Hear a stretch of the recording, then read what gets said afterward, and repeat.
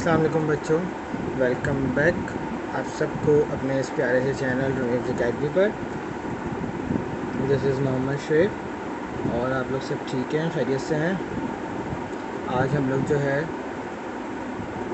अपनी first video का second part लेकर आए हैं। हमने फ़र्स्ट वीडियो के फ़र्स्ट पार्ट में जो है वो साइंस की थोड़ी सी हिस्ट्री देखी थी कि साइंस बेसिकली कहाँ से आया, हिस्ट्री क्या है, फिर साइंस की डेफिनेशन समझी और साइंस की डेफिनेशन समझने के बाद हमने जो है वो साइंटिस्ट के बारे में थोड़ा सा पढ़ा था कि मुस्लिम साइंटिस्ट कौन कौन से गुजरे, पाकिस्तानी साइंटिस्ट कौन कौन से।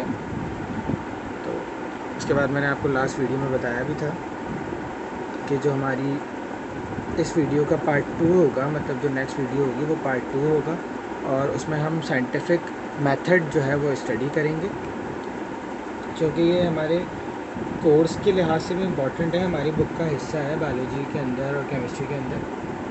तो हम लोग जो है वो यहाँ पर भी चूँकि साइंस का ही टॉपिक पढ़ लें तो साइंटिफिक मेथड जो है वो इसी के साथ जो है वो सूटेबल लगेगा। तो स्टार्ट करते हैं हम अपना टॉपिक, साइंटिफिक मेथड।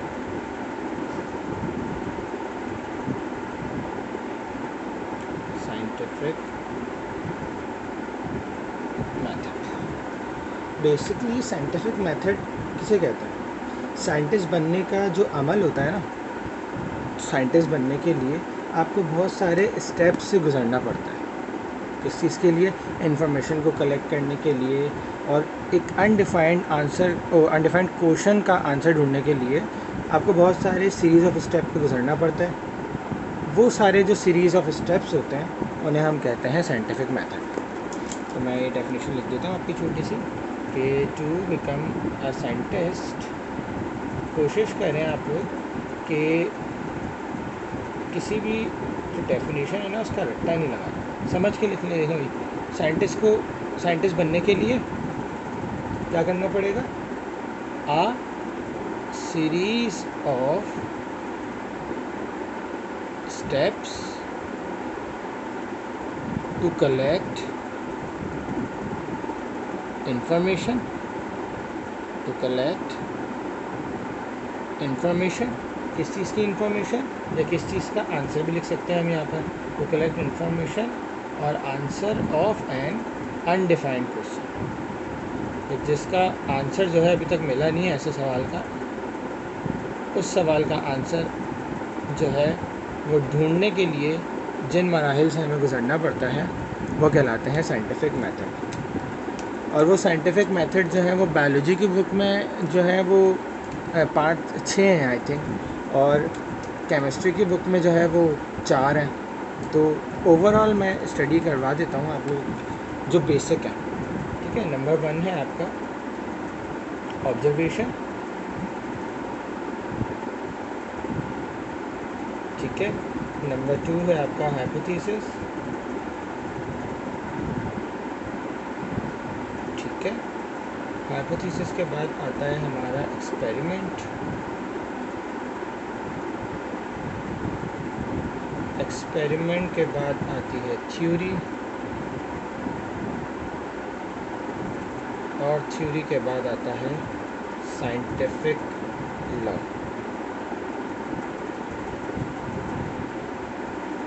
बिल्कुल परेशान होने की ज़रूरत नहीं है इन मुश्किल अल्फाज से, बहुत इजी है इनके मायने। अभी मैं आपको एक्सप्लेन करूँगा विद एग्जांपल, तो आप लोगों को समझ में आ जाएगा। पहले मैं आप लोगों को इसके बारे में बता दूँगा, फिर एट द एंड ना मैं आप लोगों को एक एग्जांपल दे दूँगा, इसको साथ साथ चलते चलते ना, तो आप लोगों को समझ में आ जाएगा कि बेसिकली है क्या ये चीज़। अच्छा, सबसे पहले तो ऑब्जर्वेशन। ऑब्जर्वेशन का अगर हम उर्दू में मायने देखें तो ऑब्जर्वेशन के मायने होते हैं मुशाहिदा करना। मुशाहिदे के मायने क्या हो गया? गौर व फिक्र करना। मतलब इन शॉर्ट में लिख रहा हूँ, डिटेल में नहीं लिखना। अगर नोट्स चाहिए हों तो वो हम बाद में कुछ देखेंगे, वो मुझसे जो भी जिसको भी नोट चाहिए हो वो मुझसे रब्ता कर लें, कमेंट सेक्शन में बता दीजिएगा। टू ऑब्ज़र्व समथिंग, ऑब्जर्वेशन की इन शॉर्ट डेफिनेशन क्या होगी? To observe something, this something means natural phenomena, ठीक है। किसी भी नेचुरल फिनोमेना को ऑब्ज़र्व करना कि यार ये क्यों हो रहा है, किस लिए हो रहा है, इसके पीछे क्या रीज़न है, ये नहीं होता तो क्या होता, ये कैसे होगा। ये जितने भी WH क्वेश्चन है ना, वो सारे के सारे हमारे मुशाहिदात में आ जाते हैं कि हम इस बारे में सोच रहे हैं कि यार ये हो रहा है तो क्यों हो रहा है। This is called N observation. ठीक है, एग्जाम्पल दूंगा लास्ट में, पहले इन सबको मैं डिफ़ाइन कर दूं, उसके बाद मैं लास्ट में एग्जाम्पल दूंगा तो आप लोगों को अच्छे से समझ में आ जाएगा कि क्या। ठीक है, to observe something. Number 2, hypothesis. Hypothesis का मतलब करना है कयास आराइयाँ करना। कभी सुना होगा वर्ड, शायद बड़े बच्चों ने सुना हो, छोटी क्लास के बच्चों ने तो 8-9 के बच्चों ने तो नहीं सुना होगा ये वर्ड। कयास आराइयाँ करना मतलब ख़याली पुलाव बनाना जिसका कोई एविडेंस नहीं है, सबूत नहीं है। ठीक है, और हमें ये भी नहीं पता कि यार ये सच्चाई होगी या नहीं होगी, लेकिन अपनी जो है वो थ्योरी देना, अपनी एक्सप्लेनेशन देना, सही है, उसको हम कहते हैं हाइपोथेसिस। जैसे कोई भी हमने नेचुरल फिनोमिना को ऑब्ज़र्व किया, इस नेचुरल फिनोमिना के बारे में मैं कोई एक्सप्लेनेशन दे रहा हूँ, मैं कोई एक्सप्लेनेशन दे रहा हूँ कि यार ये इसके होने की वजह ये है, इसके होने की वजह ये है। हालांकि मुझे ये पता नहीं है कि वो सही है या नहीं है, लेकिन मैंने इसको बता दिया, तो this is called a hypothesis. ठीक है, तो इन शॉर्ट हाइपोथेसिस क्या होगा, proposed an explanation about what natural phenomena या ऑब्जर्वेशन की बात कर लेते हैं ना हम लोग, अबाउट ऑब्जर्वेशन। ठीक है, नंबर 3, एक्सपेरिमेंट। एक्सपेरिमेंट का तो हम सबको पता होता है, एक्सपेरिमेंट का मतलब होता है तजर्बा, क्योंकि हम बचपन से जो है वो कोई ना कोई तजर्बा करते रहते हैं ना, खिलौनों के साथ या किसी चीज़ के साथ, तो ये वर्ड तो हमें पता है कि एक्सपेरिमेंट करना। अब यहाँ पर अगर हम बात करें साइंटिफिक मेथड के अंदर एक्सपेरिमेंट की, तो यहाँ पर एक्सपेरिमेंट क्या होगा, यहाँ पर एक्सपेरिमेंट ये होगा कि ये जो हम लोग ऑब्जर्वेशन हमने किया, ऑब्जर्वेशन के बाद हमने एक्सप्लेनेशन दी, उस एक्सप्लेनेशन को एक्सपेरिमेंट करना बार बार, सही है। उस ऑब्जर्वेशन के बारे में जो हमने एक्सप्लेनेशन दी, उस एक्सप्लेनेशन को बार बार एक्सपेरिमेंट करना कि आया वाकई में इसके होने की वजह यही एक्सप्लेनेशन है, वाकई में इसके होने की वजह यही एक्सप्लेनेशन है, वाकई में इसके होने की वजह यही एक्सप्लेनेशन है। This is called an experiment. ठीक है, तो एक्सपेरिमेंट का क्या हुआ, test and retest the hypothesis, test and retest the hypothesis. ठीक है, अब अगर ये बात ठीक साबित हो जाती है, जो हमने टेस्ट किए, एक्सपेरिमेंट किए, एक्सपेरिमेंट को हम इन्वेस्टिगेशन भी कह सकते हैं कि हमने इन्वेस्टिगेट कर लिया, एक्सपेरिमेंट कर लिया बार बार हाइपोथेसिस को, तो ये बात ठीक साबित हो गई, तो फिर क्या होगा, फिर वो एक थ्योरी बन जाएगी। तो क्या बन जाएगी, एक थ्योरी बन जाएगी। तो मतलब थॉरली जो हमने जो है वो टेस्ट की है ना, इस एक्सप्लेनेशन को जो हमने थॉरली टेस्ट किया है, ठीक है, ये हमें कोई ना कोई रिज़ल्ट देगा। This result is known as theory. ठीक है, और थ्योरी को उर्दू में क्या कहा जाता है, नज़रिया। ठीक है, तो उसको हम कह सकते हैं कि thoroughly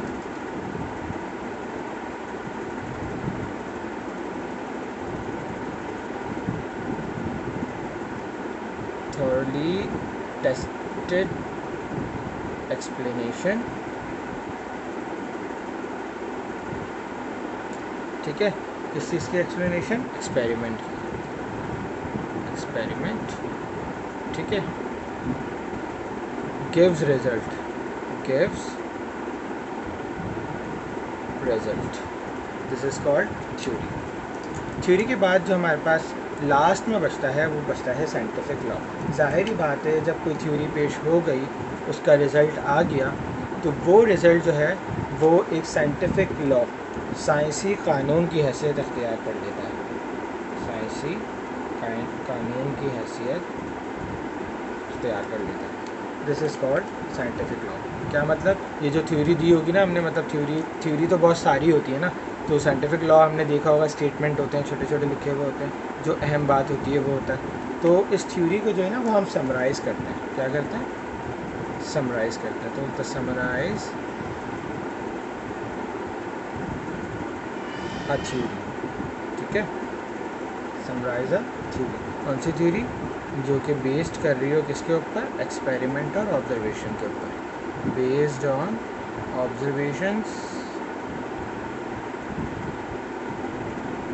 and experiments that describe, क्या डिस्क्राइब करेगा वो? Natural phenomena that describe a natural phenomena।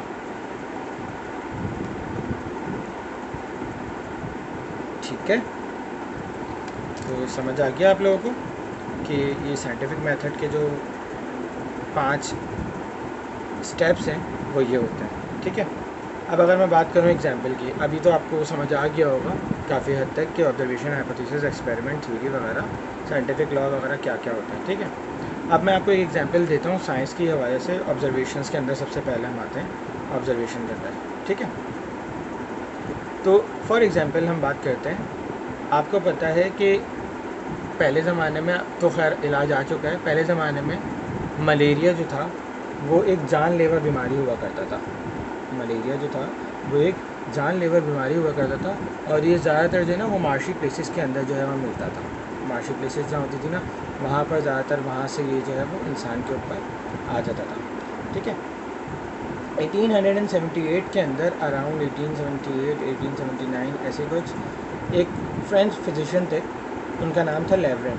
ठीक है, उन्होंने इस मलेरिया के जो पेशेंट थे ना, उसके जो ब्लड लिया और उसको माइक्रोस्कोप के अंदर स्टडी किया। क्या किया? माइक्रोस्कोप के अंदर स्टडी किया। स्टडी करने के बाद उन्होंने ऑब्ज़र्व ये किया, स्टडी करने के बाद उन्होंने ऑब्ज़र्व ये किया कि एक टाइनी क्रिएचर्स होते हैं, एक टाइनी क्रिएचर्स होते हैं, मतलब छोटे छोटे जो है वो क्रिएचर्स हैं, जिनका नाम है प्लाज्मोडियम। क्या है? प्लाज्मोडियम। वो ब्लड के अंदर मौजूद है। ठीक है, तो ये हमारी हो गई ऑब्जर्वेशन। क्या ऑब्ज़र्व किया उन्होंने? कि उन्होंने एक मलेरिया के पेशेंट का ब्लड लिया और इसको माइक्रोस्कोप के अंदर जब स्टडी किया तो उन्होंने ये ऑब्ज़र्व किया कि एक टाइनी क्रिएचर है प्लाज्मोडियम, जो मलेरिया के पेशेंट के ब्लड में पाए जाते हैं। ठीक है, this is called N observation. ठीक है, इस ऑब्जर्वेशन को आप एग्जाम्पल में करके हेडिंग भी दे सकते हो, जैसे ऑब्जर्वेशन की एग्जाम्पल में करके आप लिख दो कि tiny creatures Plasmodium in the blood of malarial patient. ठीक है, अब हम बात करते हैं इसकी हाइपोथेसिस के ऊपर। हाइपोथेसिस क्या होगा कि एक एक्सप्लेनेशन देना ना, मैंने आपको बताया कि एक्सप्लेनेशन देना किसके बारे में? ऑब्जर्वेशन के बारे में। अब मैं ये जो हमने देखा है कि मलेरिया के पेशेंट के अंदर, ब्लड के अंदर वो टाइनी क्रिएचर होते हैं प्लाज्मोडियम, तो मैंने ये हाइपोथेसिस दे दिया कि प्लाज्मोडियम जो है वो मलेरिया की वजह है। प्लाज्मोडियम जो है वो मलेरिया की वजह है, मतलब किसी भी इंसान के ब्लड के अंदर अगर प्लाज्मोडियम मौजूद होगा तो इसका मतलब उसे मलेरिया है। This is a hypothesis. ठीक है, अब ज़ाहिरी बात है, जब ये मैंने एक गैस दे दिया है, ठीक है, एक एक्सप्लेनेशन दे दी है, तो इस चीज़ को मैं एक्सपेरिमेंट भी करूँगा। अब एक्सपेरिमेंट के लिए मैंने क्या किया?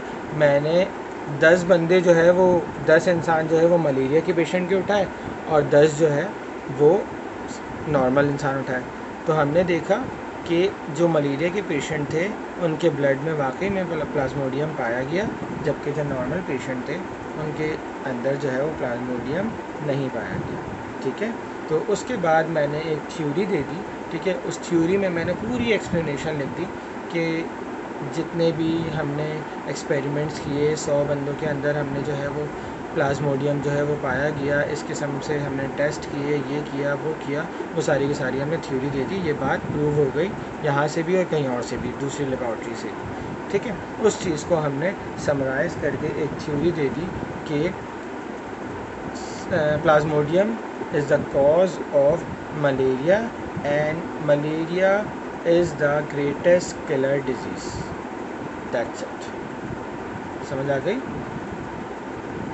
अब मुझे उम्मीद है कि आप लोगों को बहुत अच्छे से समझ में आ गया होगा कि साइंटिफिक मेथड, अब वो साइंटिफिक मेथड केमिस्ट्री के अंदर हो, साइंटिफिक मेथड जो है वो बायोलॉजी के अंदर हो, फिज़िक्स के अंदर हो, सब का काम है यही नेचुरल फिनोमेना को ऑब्ज़र्व करके उसके बारे में साइंटिफिक लॉ देना। ठीक है, तो आज की ये वीडियो हमारी अख्ताम तक पहुँची। ये हमारी साइंस का पार्ट 2 हुआ है। अब इसका जो है वो पार्ट 3 रहता है, जिसमें हम ब्रांचेस ऑफ साइंस के बारे में पढ़ेंगे। ठीक है, तो अपना बहुत सारा ख्याल रखिएगा, वीडियो को लाइक और शेयर ज़रूर करिएगा और अपना कमेंट देके ज़रूर बताइएगा कि आप लोगों को ये वीडियो कैसी लगी, और मेरे इस चैनल को, बल्कि हमारे इस चैनल को सब्सक्राइब ज़रूर कीजिएगा। मिलते हैं अगली वीडियो में। अल्लाह हाफ़िज़।